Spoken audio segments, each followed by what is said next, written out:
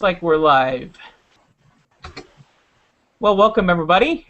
This is the GeekDad Author Hangout, and it's kind of a first for GeekDad, so we are kind of getting our feet wet with Google Plus tonight as a GeekDad community. This is, let's see, on my left is Ernie Lindey. To my right is Hugh Howey. Next over is James Kelly. And then there's Toni Dwiggens and Wil Hertling. Howdy. How's it going? Great. Good. Cool. So to start out tonight, I wanted to ask what you guys are reading. And we're authors. We're probably reading stuff. What are you guys going after right now? I just finished a book right before we came on air, actually. John Ronson's Lost at Sea. Are you familiar? I think he's the funniest journalist out there. He just cracks me up. My wife has been asking me, "What are you reading over there?" Because I'm constantly laughing out loud. But awesome. He wrote the Men Who Stare at Goats and Them and The Psychopath Test, and this is it's a great book. But he's one of my favorites. So what's he covering this time? Everything. It's all. It's kind of got a angle and. The first, it's like 5 different sections. The first part's paranormal stuff, psychics and ghosts, but he's amazing at like ingratiating himself with the wildest characters and getting their inside stories. It's unbelievable. And, awesome. Yeah, he's funny. So what else? What is anybody else reading? I just finished reading. Oh, go ahead, Wade. Oh, I'm reading Rob Reed's Year Zero, which is a story about intellectual property rights with the music industry and the rest of the universe. You know, ends up owing us more money than there is in the universe or expected to be. Right, because we've been broadcasting signals and they've been stealing our signals. I remember hearing about this book. It's really funny, and yeah, it's the same sort of situation. My wife looks over and she's like, "Oh yeah," because she read it just before me. So that's a Rhapsody. That author founded Rhapsody, didn't he? And he's married to Morgan Webb. Is that right? I don't know.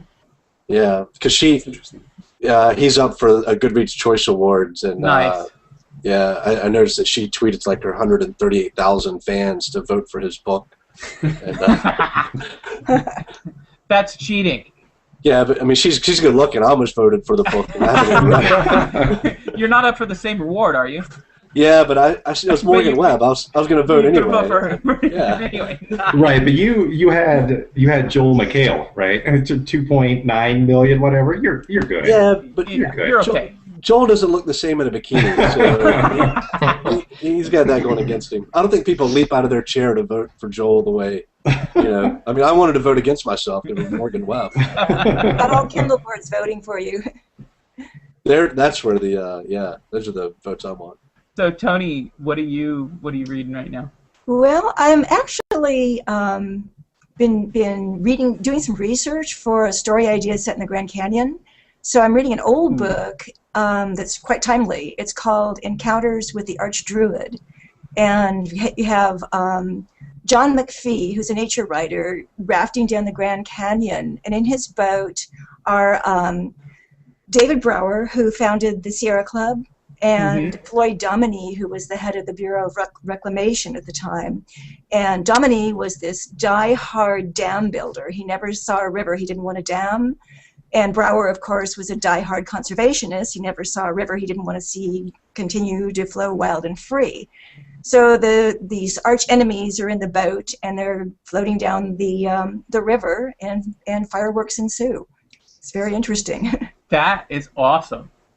And is this based on a real trip? I mean, is this nonfiction? Yeah. This is it's real. It's real. I mean, if I do something there, it will be fiction, of course. But I was fascinated. You know, I'd been reading about John Wesley Powell and his adventures on Colorado, and so this was a more contemporary, not quite today, but contemporary take of what's going on.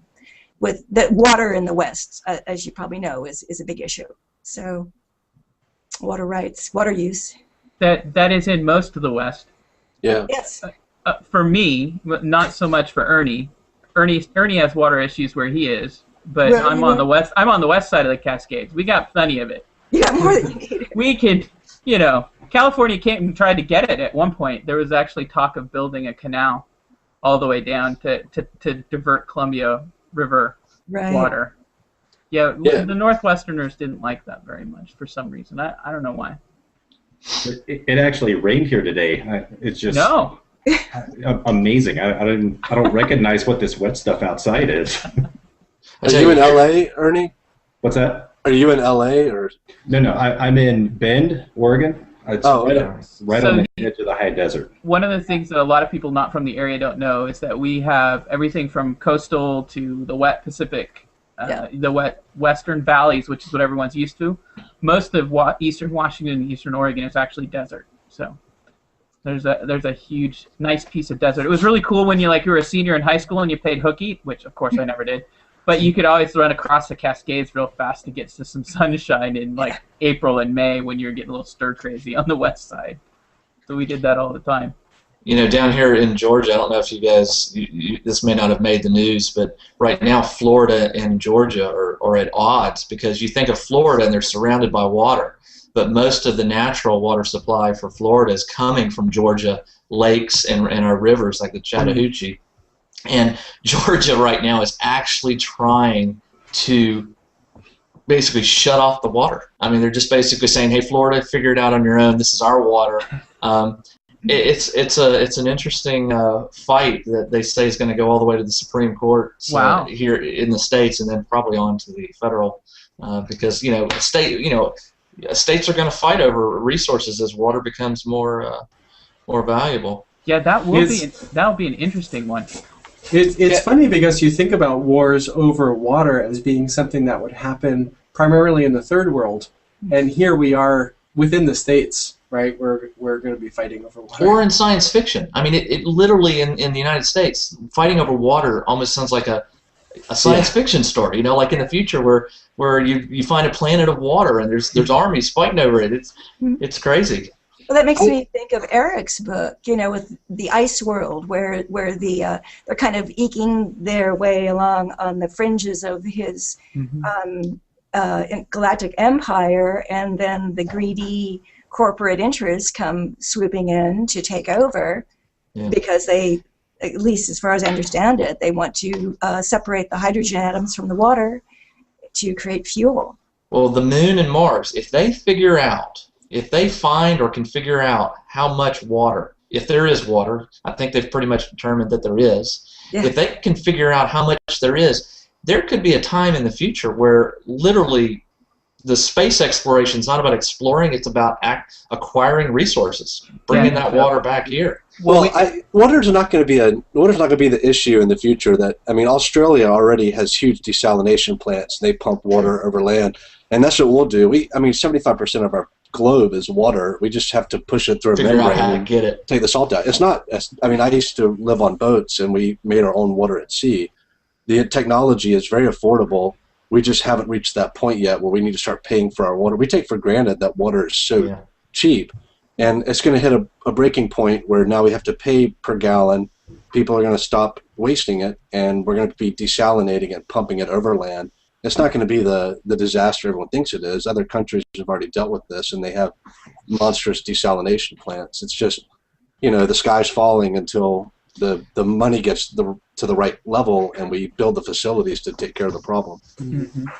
Plus that super secret new material called graphene, is supposedly going to be used as a filter to filter salt water. It's going to do everything. Graphene. It's a cure for everything. Graphene is the cure-all. Graphene is the cure-all. Well, I was thinking of A Princess on Mars, right? Edgar Rice Burroughs' book, where they're talking about radium, and it's this magical radiation source of energy that's going to solve all the world's problems, right? Because he's writing in the early or the late teens when he writes the book. And we all love radiation in our cars. It was awesome, right? Yeah, radiation is going to solve everything. It used to be that was the medicine of the day, the elixir. irradiated themselves. It was the Marie Curie